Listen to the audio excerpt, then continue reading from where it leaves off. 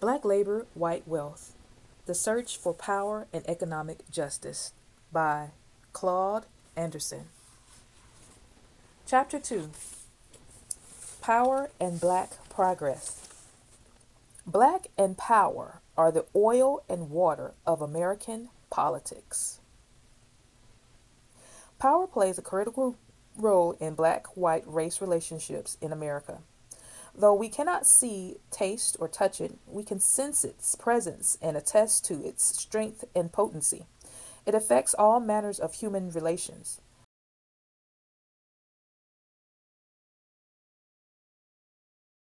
Power, in and of itself, is neutral. Only the motives and purposes of the power's users make power good or bad.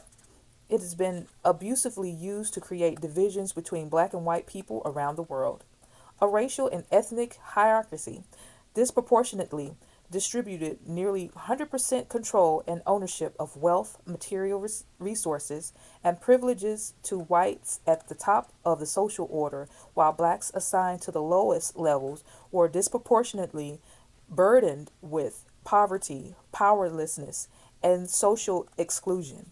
The problem created by those power disparities spawned racial inequalities that only power realignment can correct. Dominant society used its power to label blacks lazy, ignorant, and criminal, then enacted laws that denied them jobs, education, and justice. And throughout the most insidious act of all, dominant societies use its social powers to assign an intensely negative human worth to black skin that caused millions of blacks to fear each other and hate themselves.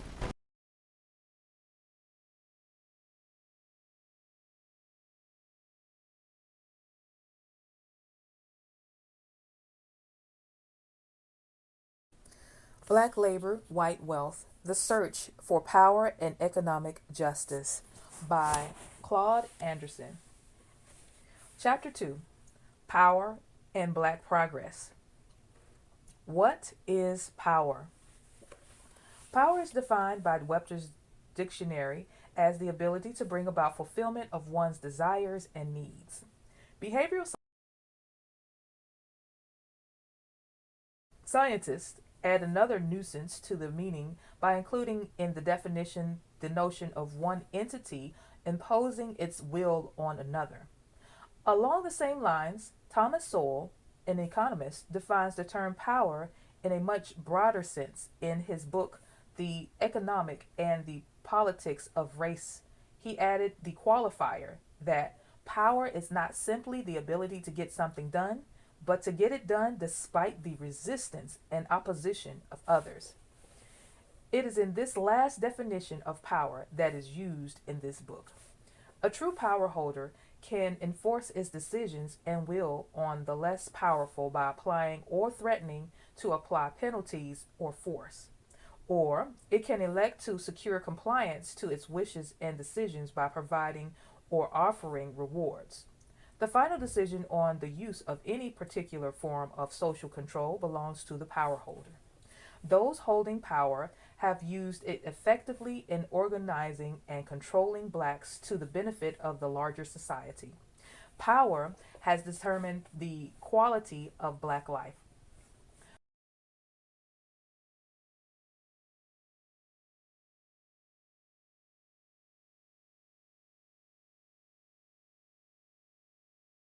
Social powers external to black communities have controlled and shaped black people's lives and behaviors for more than 4 centuries. The power of the dominant society determines whether blacks will walk proudly as free bushmen of West Africa or toil in chains as slaves among the bushes of America. Dominant societies' power made blacks the economic locomotive engine that drove civilizations around the world, but assigned blacks to the caboose so that they could not enjoy the fruits of their own labor.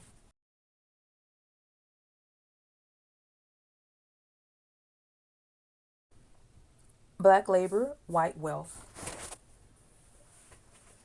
The Search for Power and Economic Justice by Claude Anderson. Chapter 2: Power and Black Progress. Kinds of Power.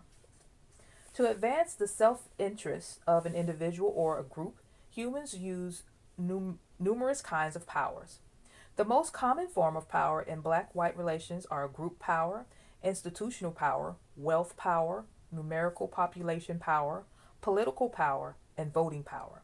The dominant society uses power mechanisms such as government, private corporations, religious and social institutions to perpetuate its self interest and secure and maintain control of power building resources. Black labor was a wealth builder and therefore a power generating resource that dominant society greatly valued and manipulated. To maintain the power generated by black labor, white society used whatever means necessary to keep blacks powerless and under control.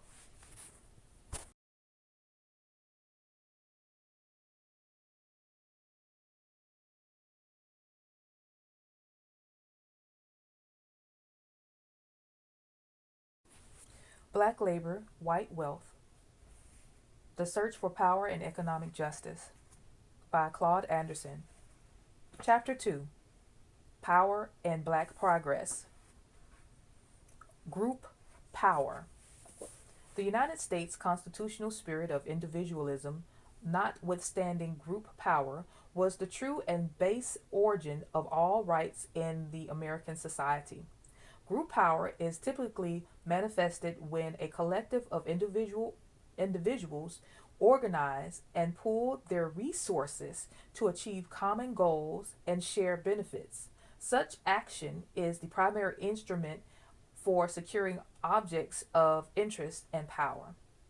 In the founding years of this nation, European whites built their dreams of becoming a wealthy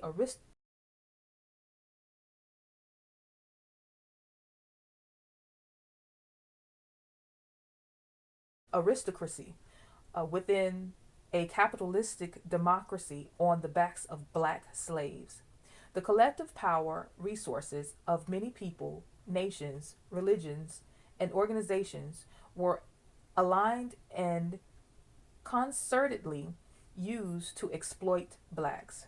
Their strategy illustrates that group power requires general agreement among the participating members on a core issue, but power evolves from the group's collective motives and goals.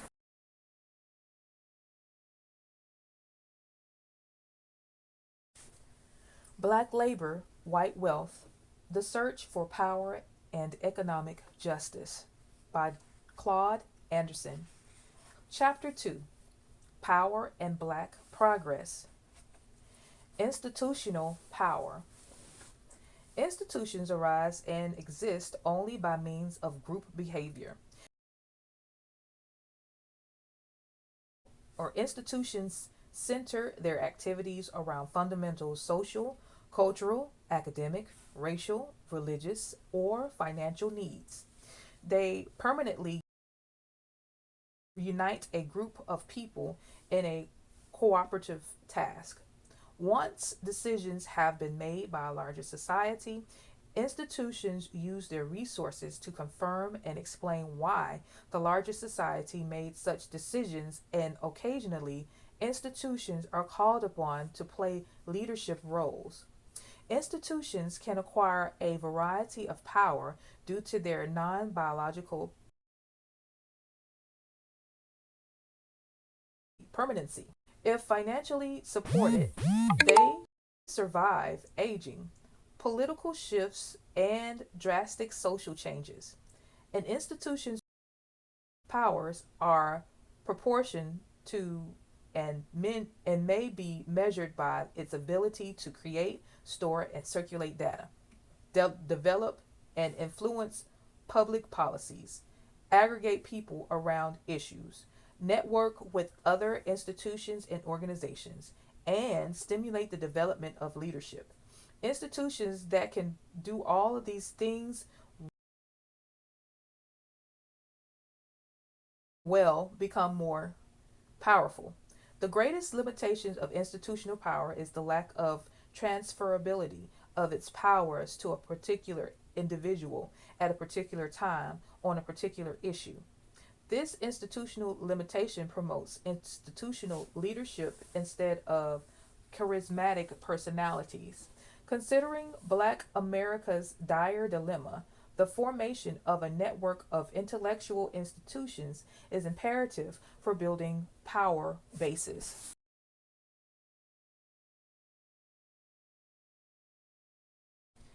Black Labor, White Wealth: The Search for Power and Economic Justice by Claude Anderson. Chapter 2: Power and Black Progress. The impact of institutionalized power on blacks. The superior group power of whites influenced all the institutions they built: government, schools, businesses, churches, and social organizations. Institutions were the means of inculcating values that would perpetually maintain the self interest of European whites and their descendants. Thus, institutional power has become a major factor in maintaining the power imbalance between blacks and whites. Government was one of the most powerful tools of the dominant society. Without the support and power of government, the white society could not have enslaved and segregated blacks for centuries. Government, for example, enacted laws that forbade schools to accept black children and made it illegal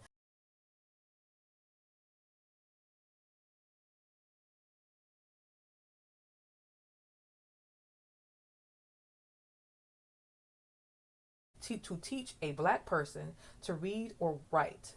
Initially, all formal dominations, religious denominations accepted the abuse of blacks and even offered biblical justifications for it.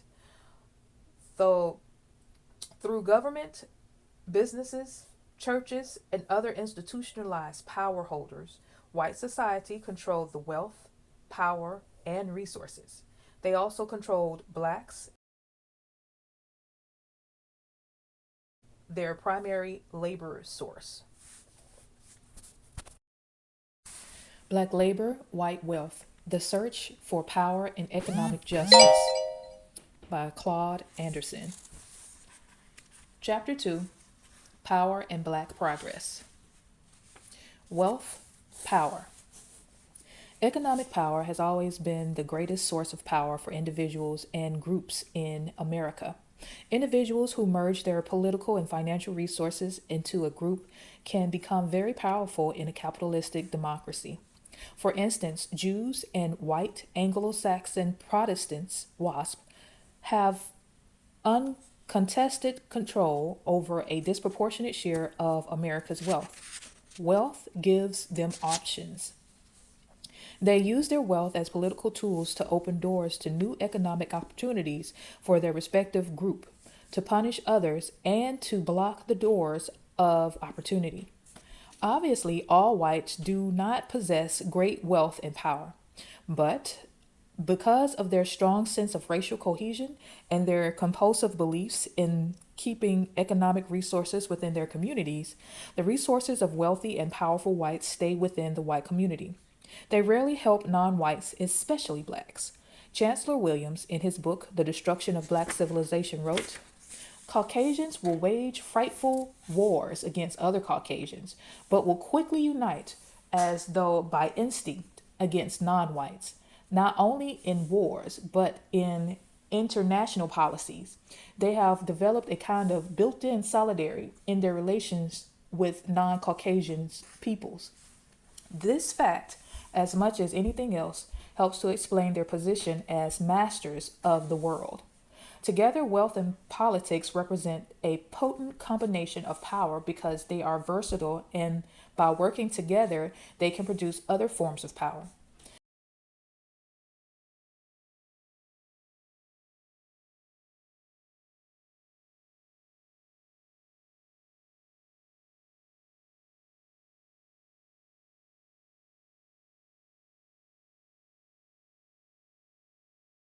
They are the root cause of racial stratification, exploitation, and the unequal distribution of resources. In the present social structure, maldistribution guarantees that America will never be an equal opportunity society. Those who hold a disproportionate share of wealth and power are not inclined to share or relinquish these tools. In combination, political power and wealth become practically synonymous in a capitalistic democracy. Since wealth remains concentrated and rigidly locked in the hands of whites, black progress will be difficult. As far back as 1790, the richest 10% of white households has held half of the nation's wealth. By the eve of the Civil War, 1% of the most wealthy whites owned 24% of the nation's wealth. 100 years later, in 1969, they owned 24.9%. During the very same time period, black wealth remained between 1 and 2%. It is astounding that the percentages of wealth controlled by whites or blacks have not changed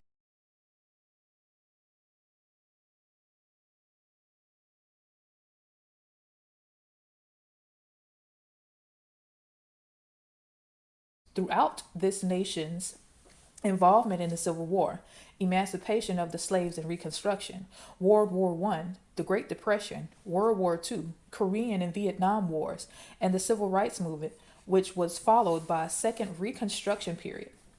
Through it all, the wealthy white elite collectively held on to everything. According to census report, the great disparity between blacks and white wealth and income levels continues to increase. The U.S. Department of Commerce Bureau of the Census in 1986 reported that an average white household has 10 times more wealth than the average black household. The wealth gap is so large that the three richest white Americans, with a collective net worth of 15 billion, had a great financial net worth that all black businesses combined. The major driver of the wealth and income gap between blacks and whites is the maldistribution of poverty. The poverty level for blacks is 3 times that of whites and Hispanics. Nearly 1/3 of blacks are classified as poor, and 50% of all single black female head of households are poverty stricken. Poverty is a power impediment.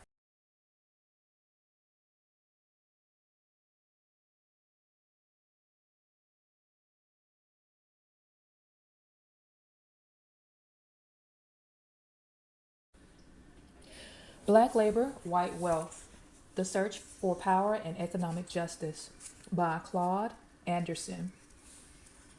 Chapter 2: Power and Black Progress. Numerical Population Power. In a democratic society, the numerical majority wins, rules, and decides. The theoretical rights of a minority may or may not be respected, especially if they are planned minority. Numerical population power is the power that comes to those groups that acquire power through their sheer size. The black population peaked in the 1750s when slaves and free blacks accounted for approximately 33% of the total population. The high numerical strength of blacks caused fear and concern among whites. They feared the loss of their own numerical power. Word of black Haitians' successful slave revolts in 1790 had spread across America and reportedly ignited several slave revolts in southern states. The first U.S. Congress enacted the first naturalization law that declared America to be a nation for whites only. This Naturalization Act and other income incentives attracted a mass influx of legal and illegal European ethnics, followed by Asians and Hispanic immigration in a century later. The immigration quota on blacks remained zero until their total percentage of the population declined to 9%. By making blacks a planned numerical minority, white society assured its dominance in a democratic society where the majority always wins.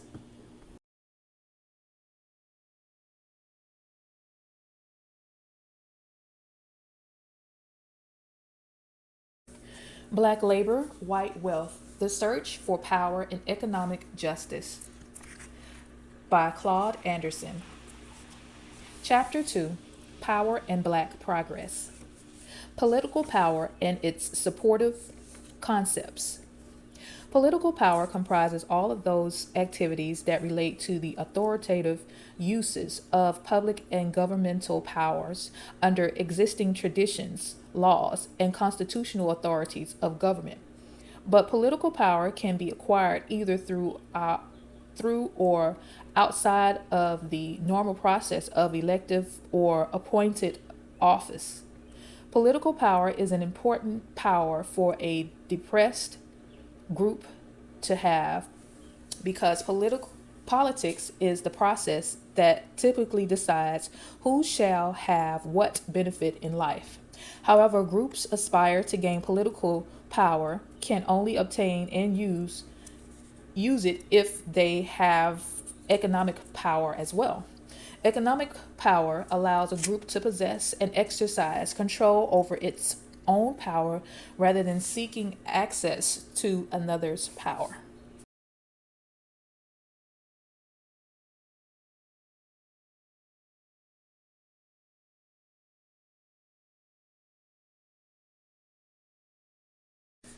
Black Labor, White Wealth: The Search for Power and Economic Justice by Claude Anderson. Chapter 2: Power and Black Progress. Voting Illusionary Power. Voting in public held elections is a key source of power in any democratic society if the voting group has certain collaterate forms of power. Emancipation and amendments to the Constitution gave blacks the legal right to vote. Probably the only instance in which blacks exercise true group power is through block voting. But without wealth, numerical, or social accountability powers, voting becomes a weak form of power for blacks. Voting rights have pacified blacks for allowing them to make choices, but never decisions. They could only vote their choice of candidates about whom the dominant white society has already made decisions.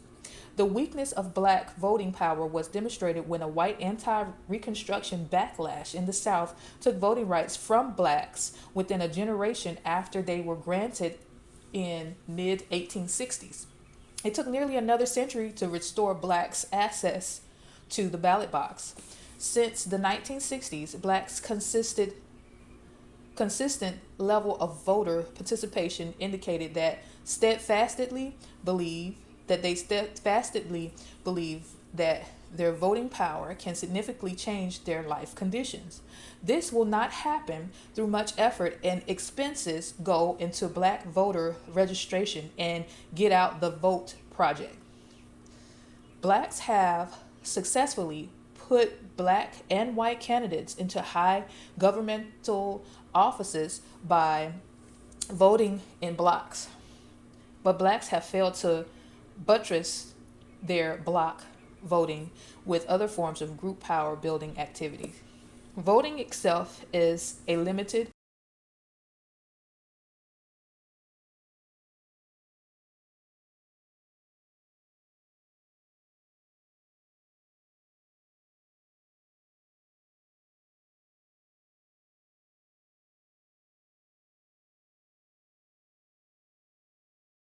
transitory form of power that ends with the polls close. With a block vote, blacks may cast the decisive votes that put a candidate into office, but they cannot make the new office holder deliver. Threats can be made, but voting power cannot be exercised outside the ballot box. Since elections are held every 2 to 4 years, the black electorate can be ignored or further damaged by those they put into public office. Blacks' limited income and wealth encourage them to support their political candidates with campaign worker and votes at the ballot box. But he who pays the piper calls the tune.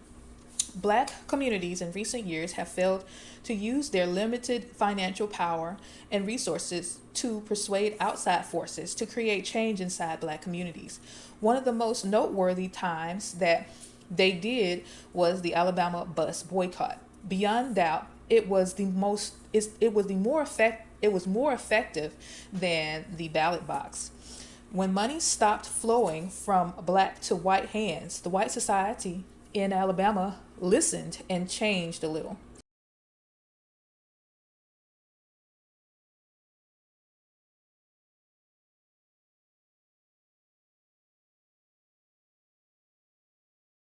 Even when blacks vote blacks into public office, their ballot box victories do not necessarily translate into improved social and economic conditions for black people.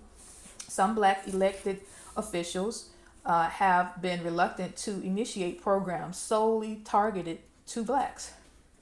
Many have been convinced that we live in a colorblind society and are simply afraid to push for black causes.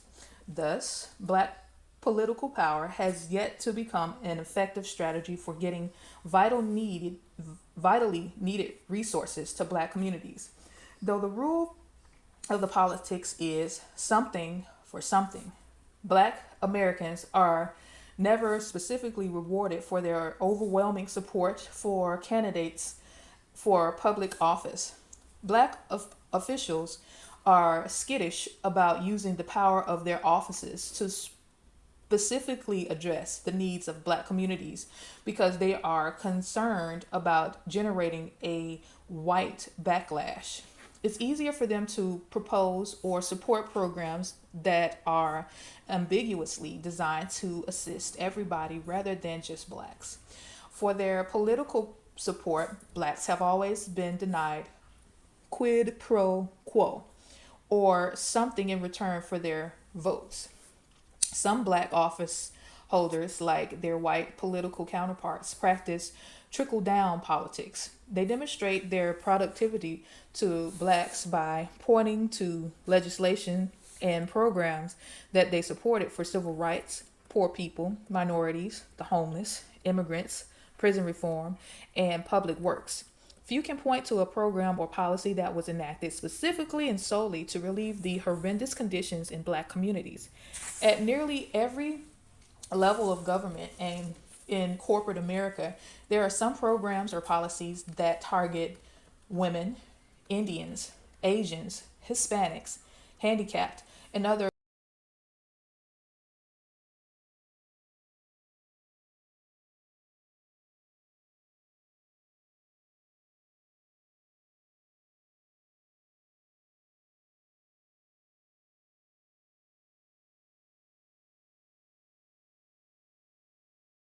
or aggrieved groups. Once black elected officials buy into the idea of supporting measures to assist everybody, they have, in effect, eliminated the importance of having a black elected office. Mainstream programs and policies have merely maintained the status quo, leaving blacks in the same status that they were in before blacks were elected or appointed to public office. Since 1960, there has been a sizable increase in the number of black elected officials, an 8,000% increase to be more specific. As indicated in Table 1, black conditions have either remained the same or worsened. Black per capita income compared to white per capita income went up over the last decades, but the gap between poor and middle class blacks widened. The 8,000% rise in the number of black elected officials did little to impede the steady increase of blacks entering the criminal justice system, poverty, homelessness, unwed mothers, drug abuse activity, or homicide rolls. Likely without the increased numbers of black elected officials, black conditions would be even worse today. Yet it is a dramatic statement about the dire conditions of Black America that it took an 8,000% increase in blacks elected to public office to keep blacks where they had always been. Many blacks, many black elected officials bewail their inability to change the conditions of blacks. The nation's 36 million blacks are a sleeping giant that, if properly organized and mobilized, could achieve group economics and political power. However, in order to do so, black disposable income must be just as organized and selectively spent as black votes are cast during the election. James Jennings, a writer and observer of black political activism, summarized the fallacy that voting results in political power for blacks. Voting in itself is not power, nor is having black elected and appointed officials power. These phenomena become power only when they can be used to influence and affect the behavior of white society and others.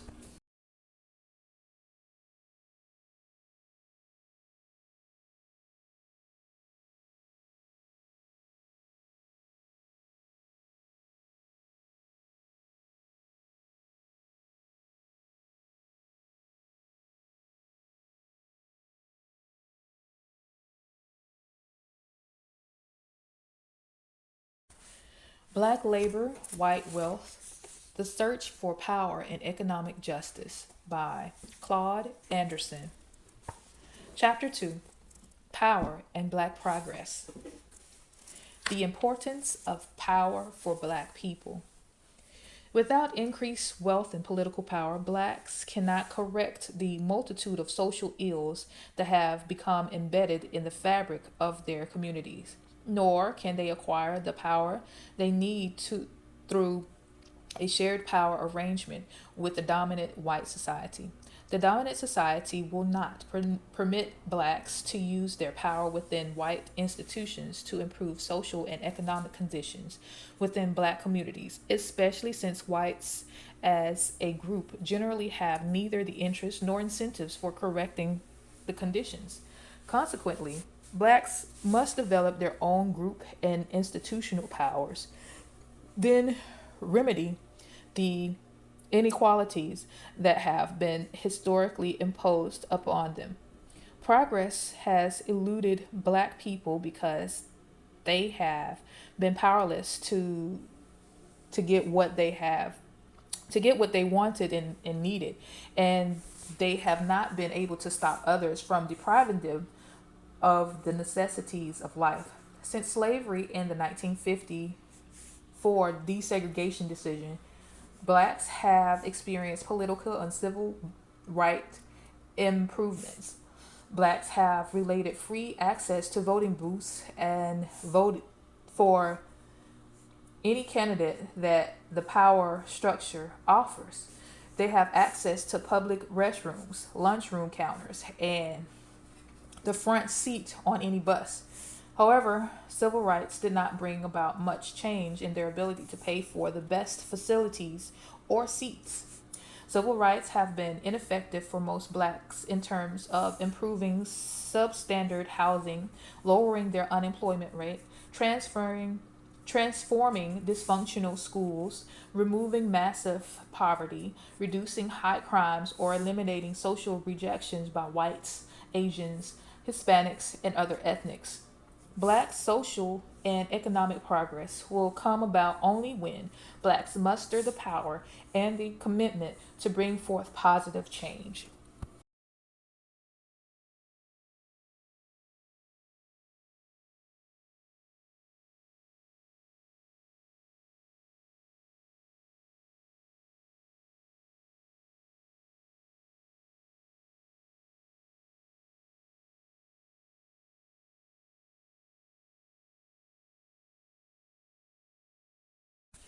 Black Labor, White Wealth: The Search for Power and Economic Justice by Claude Anderson. Chapter 2: Power and Black Progress. Black Self Empowerment the only road open. Self empowerment is the most effective, if not the only road open for blacks to reach racial competitiveness. But the first issue is to resolve a common understanding of what the term self empowerment means. Since the 1960s, the term has been used in unclear and even contradictory ways. The American Heritage Dictionary defines empowerment to invest with legal power or to authorize. This definition speaks to institutionalized authorities and powers. Quite clearly, this is not what black activists intended when they spoke of empowering black people and black communities in the 1960s. Most community activists were concerned about empowering black people to act in or be in a position to speak for their own people through establishing systems. Today, it is politically correct to espouse empowerment zones in minority communities throughout the nation. According to one federal official, empowerment zones mo- empowerment zone monies would be invested in infrastructure improvements and pre preferential tax incentives would be offered to white businesses in order to attract them into the very same black communities that they began abandoning 30 years ago. How do infrastructure improvement and tax incentives for white wealth holders help blacks? Is the term empowerment zones used to mean black empowerment? Or is the term empowerment zones used to mean self empowerment? If so, how? Who is really being empowered, and how will what the government proposes to do eradicate black communities' dire conditions? Self empowerment for blacks can only occur when blacks use all of their available resources to acquire wealth and social power through a comprehensive plan involving all segments of their communities. A proper development self empowerment plan that is supported in principle by all of Black America could change centuries of deferring dreams into realized visions. Until Black America collectively aspires to acquire its own power to alter its marginal condition, it is highly unlikely that they will ever obtain power. A plan for self empowerment must begin with a realistic analysis of blacks' assets and lead to the development of strategies and maximize their fullest potential. True empowerment would give blacks new tools and strengths to deal with the power imbalance that today promote racism in the court system, educational institutions, as well as the government and private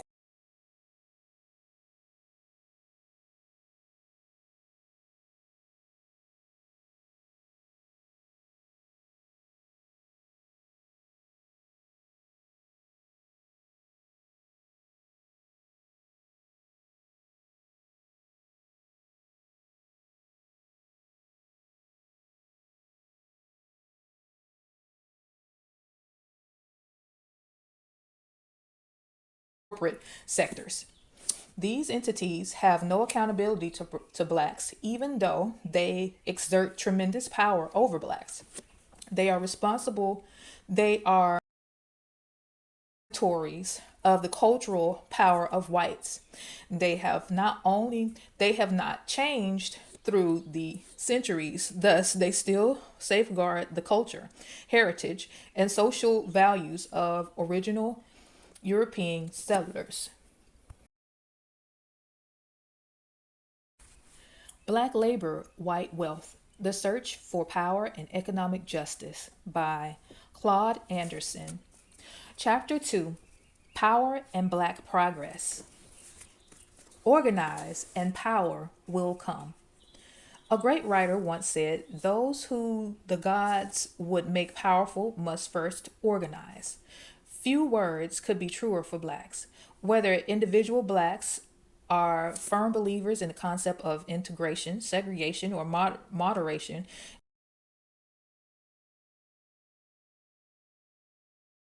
they must all come together around the goal of improving the living conditions of their race. Although political and other philosophies may differ, blacks and united by their physical commonality. Divided, they cannot achieve empowerment. They will be unable to make effective decisions about their future. Blacks are no longer in servitude. They have a protected right to exercise their freedom of association.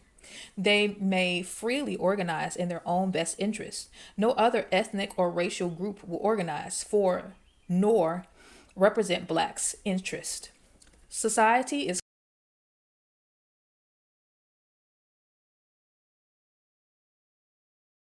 competitive and becoming increasingly more pluralistic, and there are no incentives for others to assist Black people. A plan for organizing will not be spontaneously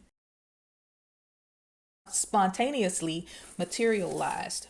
Blacks must organize in order to direct their own future and long term best interest.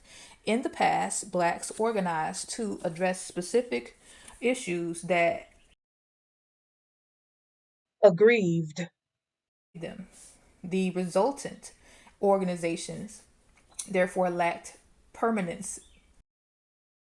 When the issue or the leader died, so did the organization, regardless of its effectiveness. Consequently, blacks have historically been caught in the constant cycle of reorganizing. Moreover, most black single issue organizations have lacked the human or financial capital to provide a forceful, continuous, adaptive, and sustained fight strictly on behalf of blacks. Though Jews are a minority religious group, they can serve as an empowerment model. Jews wield strong blocks of power, financial and political, that result from their strong sense of community, control of wealth, and organizational network. Under their religious identification and sense of togetherness, they aggressively protect their domestic and international interests regardless of criticism. Unlike blacks, they openly and aggressively use their power to tilt the government and private resources to support issues and programs that benefit Jews. As a religious minority, Jews understand that in a government that is based on the belief of being of, by, and for the people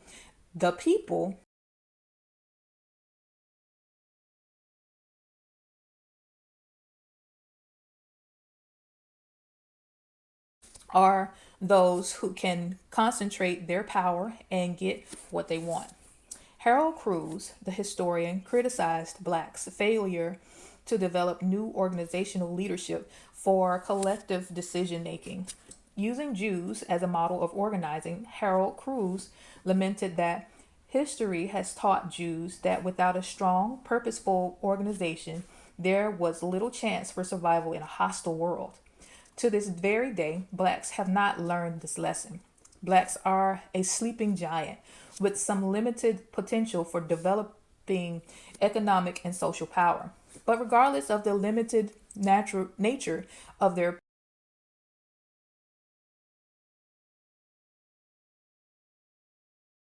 potential, group power operates under the very simple principle that whoever is organized has already established a minimum level of power that they did not have as a scattered people. Blacks seeking to empower themselves will undoubtedly create concerns among whites who have grown accustomed to the historical belief that blacks should always be a powerless, poverty stricken people. Although it appears that the dominant society would be more comfortable with American Indians, Asians, or Hispanics seeking increased group power, the black race is not so weak that it cannot develop the limited potentials for group power that up until now have been acquired by them only through chance and historical circumstance. As a powerless group, blacks have at least two choices. They can seek self empowerment through incremental structural changes, or they can seek to share with those groups that already have it.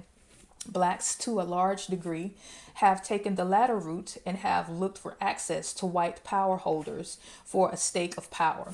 This decision was a natural outgrowth of the slavery for conditioning process, as explained later in Chapter 7, which taught blacks to align their interests with the interests of the master.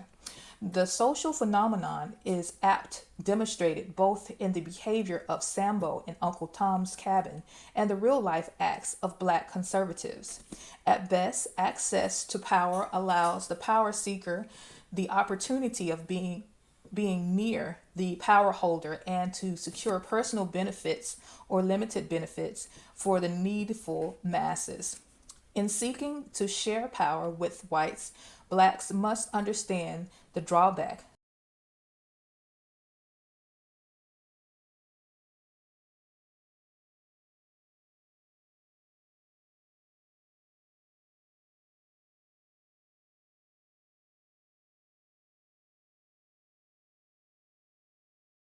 That. the request for power to improve their conditions must always be passed through and approved by the social and political forces of the major white power holders who are rarely generous to blacks in their decision making.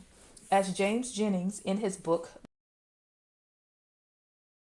The Politics of Black Empowerment stated, for all groups in a giving society, the prospect for improved incomes, greater holdings of Property.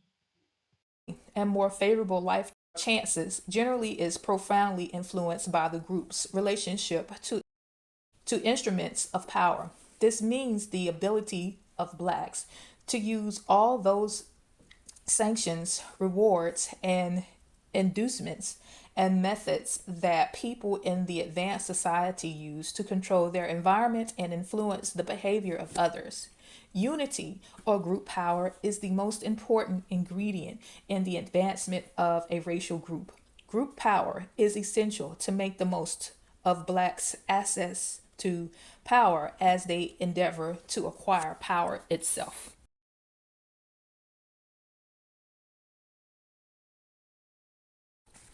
Black labor, white wealth, the search for power and economic justice by Claude Anderson. Chapter 2, Power and Black Progress. Progress follows empowerment. For black progress to occur, there must be a fundamental redistribution of wealth and poverty in America. They are burdened by too much planned impoverishment. Blacks cannot amass power from their individual holdings of wealth until they organize and develop a plan that will attract and retain wealth within black communities. Nearly every black community suffers from historical deprivation, low income levels, and the flight of black capital and disposable income to white suburbs. The income that does remain in black communities, usually between 2 and 5%, is insufficient to maintain public services, support businesses, stimulate employment opportunities.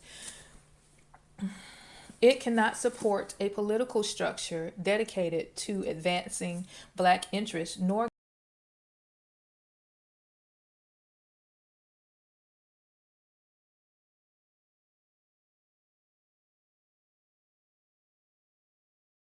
Garner. respect from other competitive racial or ethnic groups. Black labor, white wealth, the search for power and economic justice by Claude Anderson. Chapter 2, Power and Black Progress. Organize and thinking strategically. It must be clarified that the Possession. possess of power does not guarantee wealth. Not nor does wealth always guarantee power. But contrarily, the lack of power can guarantee poverty, and poverty can always guarantee powerlessness. Controlling resources, maintaining a strong sense of community, and good organizational planning can produce both power and wealth. It is the American way to organize groups for the purpose of acquiring and wielding power.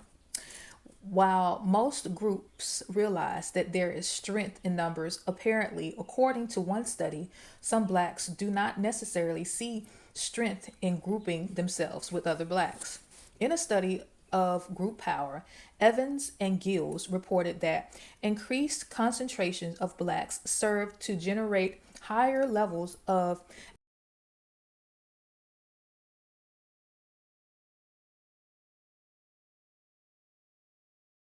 ethnocentrism among blacks and raise fear among whites. The lower the percentage of blacks in the workplace, for instance, the lower whites feel fear that blacks will acquire power. This is an important finding and raises questions about the wisdom of integration. If race relations are based on power, the more blacks integrate into white society, the less chance they have to acquire power. Blacks' willingness to dilute their own strength destroys any perception of their having power. The perception of power is the first step towards the reality of power. The Evans and Gill study revealed significant findings that have impact on group power for blacks. The authors found that blacks did not conceptualize their potential for group power, and more detrimental. blacks may actually perceive their group power to diminish when higher concentrations of blacks are present. These perceptions of racial concentration and power are exactly the opposite of whites. Whites establish barriers, legal and otherwise, to ensure their superior numbers and power. Blacks believe that something may be wrong when large numbers of them come together without the presence of whites can probably be traced to the conditioning process of slavery, which taught blacks to see themselves through the eyes of a white person, thus reversing years of self depreciating thinking, low self esteem, and slave conditioning and organizing to achieve group empowerment goals will require careful strategic planning. Blacks must organize around new principles and purposes in order to confront the political and economic realities facing them. To their credit,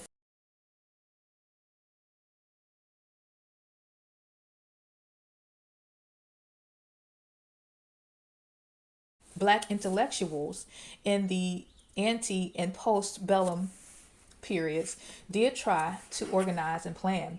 They shared resources and demonstrated some community oriented accountability by establishing planning forums and advocacy organizations through churches and benevolent societies. Their effectiveness was limited by the meager financial and material resources and lack of access to power sources. However, they had an impact on the attitudes of the black masses, especially during the most oppressive times.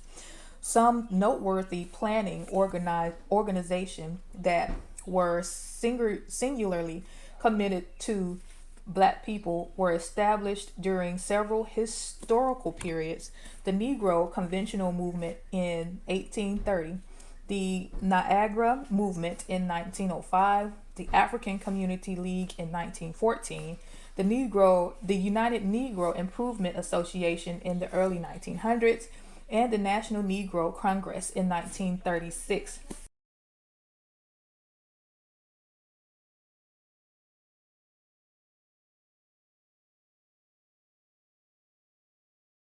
Clearly, blacks felt a recurring need for national planning and research, but there was no common acceptance goal or established public policies for blacks.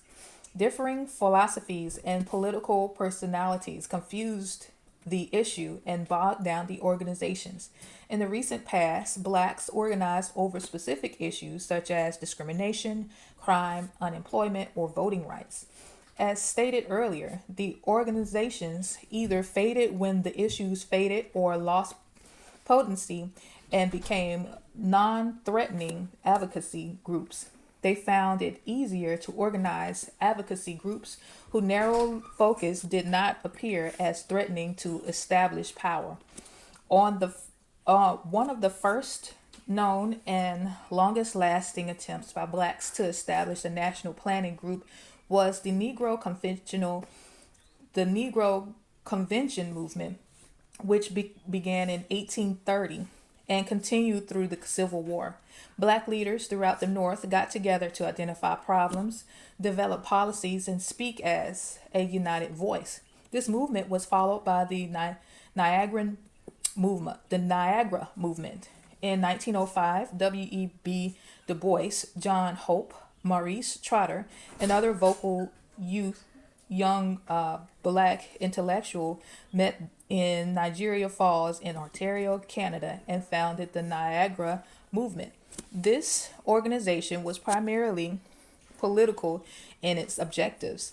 Its leaders strove to seize the leadership of Black America from the more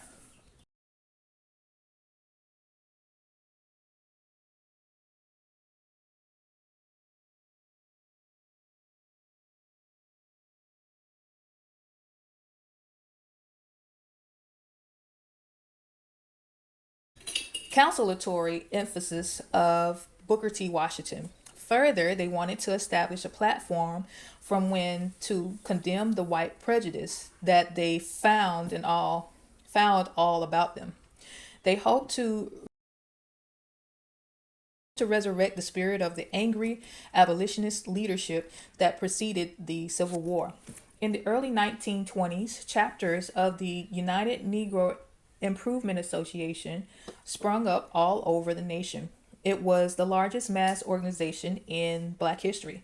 Marcus Garvey led the organization advocating race redemption, Black pride, Black identity, and Black solidarity in the African homeland. Garvey followers were a group of young blacks who were disenchanted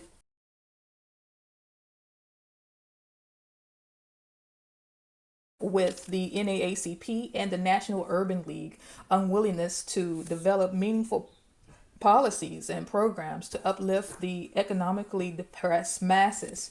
They organized the National Negro Congress, whose membership included aggressive men such as Ralph Bunche and A. Philip Randolph. Members of the National Negro Congress knew that if they did not plan their future, the white power elite most certainly would. And any plans by whites to improve conditions for blacks would be at black people's expenses. Nearly half a century after the civil rights movement and the black power movement, there is still no national black policy or plan for black self sufficiency or empowerment. Since such a plan would singularly benefit blacks, it is Black America's responsibility to build an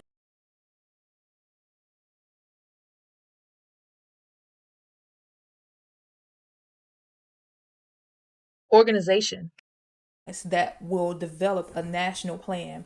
The organization should be an intellectual infrastructure that would not only develop the plan, but would analyze and craft roadmaps to get Black America out of its marginal existence and into a social economic competitive position with other racial and ethnic groups. Black Labor, White Wealth: The Search for Power and Economic Justice by Claude Anderson. Chapter 2: Power and Black Progress. Strategic leveling of the playing field. Decision making through strategic planning is the wave of the future. The decision to organize and plan is the first step towards acquiring power and increased control over resources. By organizing for self sufficiency, self empowerment, and racial accountability, blacks make a conscious decision to both effect and be responsible for their own future. Blacks have paid dearly for entrusting their future to non blacks. If the lesson has been learned, then it is not too late for blacks to begin leveling the competitive playing field, to avoid being locked into a permanent underclass status among racial and ethnic groups in the hyper competitive decade ahead. Decision making is based in choosing between the probable and the possible.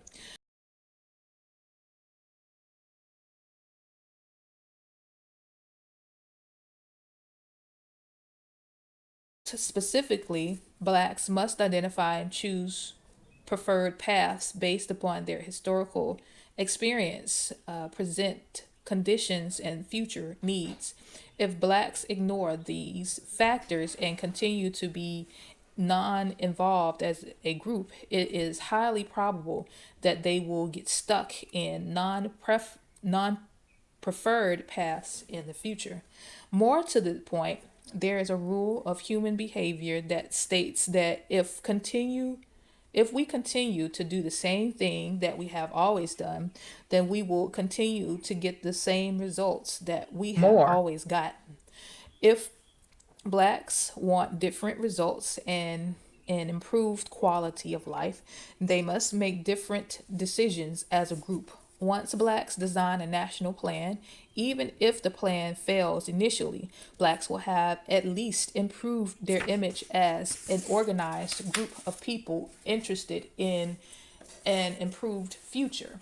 The protracted powerlessness and poverty of Black America are the results of planning, not chance.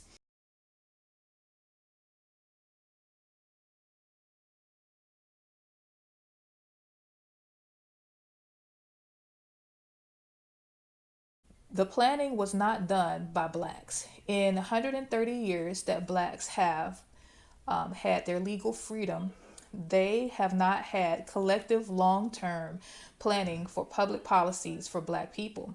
Blacks are concerned about the future of black youth, but 16 generations of blacks have had to grow up without the benefit of organized lives within a national plan. Professor Harold Cruz prophesies that without a functional philosophy for coping with American realities of white racism, each successive generation of black youth would be born, evolved, hesitant, pondered, preserved, and floundered into the blind anonymity of deferred dreams and frustrated hopes. Cruz's prophecy is being manifested across this nation in the daily statistics on black youth violence and death.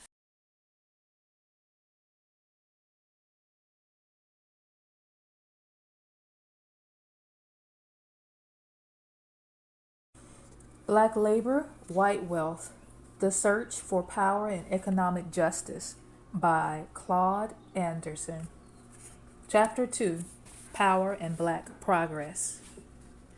Conclusion: Blacks have made little relative progress from slavery to today because we still have not acquired the necessary sources of power to create positive change in our marginal conditions. People who use their individual means to build collective wealth and power understand that there is strength in numbers. Blacks have yet to recognize or act upon this truth. The black vote alone will not ensure blacks a respectable status or new role in America. The vote must be backed by a national plan of public policies specifically designed to help blacks achieve economic self sufficiency and self empowerment.